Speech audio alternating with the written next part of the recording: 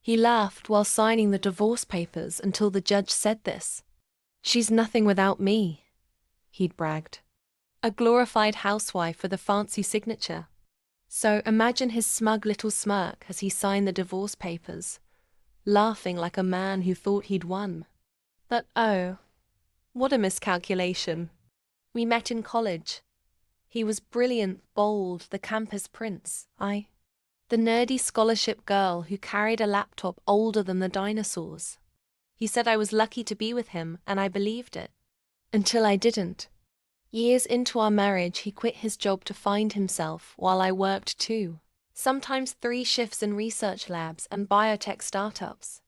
He drained our savings. He cheated, repeatedly. When I confronted him, he chuckled, "Go ahead and leave. What do you even have without me?"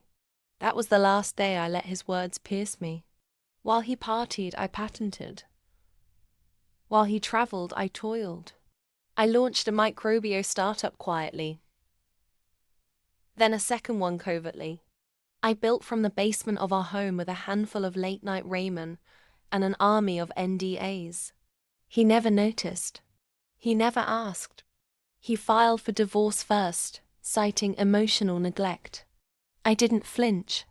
He walked into court that morning with that signature smirk and a new girlfriend on his arm, half his age and apparently better for his ego.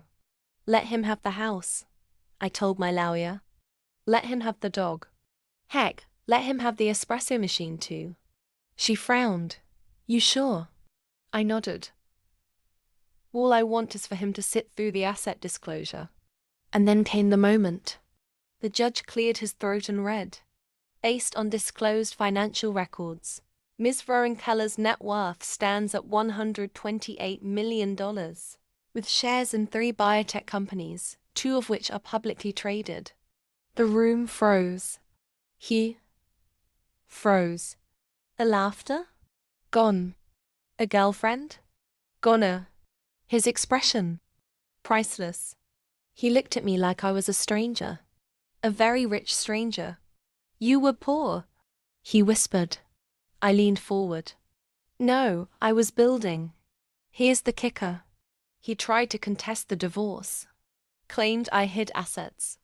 But remember those NDAs? Those airtight contracts? That paper trail signed with his approval while I quietly built empires in his ignorance. My defense was bulletproof. He left with a toaster and a shattered ego.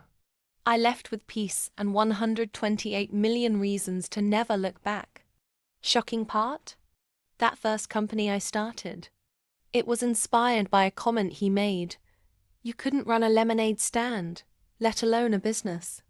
So I named it Lemonade Biotech. Guess who owns 100%?